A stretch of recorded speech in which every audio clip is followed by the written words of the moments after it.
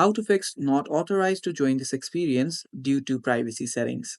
Hello guys, this is Atticus and welcome back to another tutorial video. In today's video, I'll teach you guys how you guys can fix Roblox not authorized to join this experience due to privacy setting error. So without any further ado, let's dive right into it. First step, open up your Roblox. Make sure you're logged in into your account. You can log in into your account as well. And after that, you'll find the settings icon on the top right corner.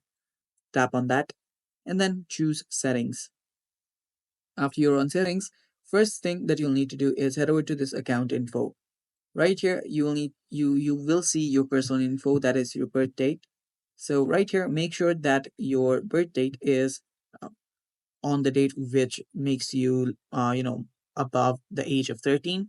You will need to be above the age of 13 and verify your age. So verify your age using your ID card, and after you've done that, you'll need to head over to this another section called privacy and content restrictions. Right here, you'll find content maturity. Head over there and head over to this moderate option or simply restricted one. So yeah, after you do that, your problem will get fixed and you're good to go. And that's all for today's video. Thanks for watching. Stay tuned for more and bye bye. Take care.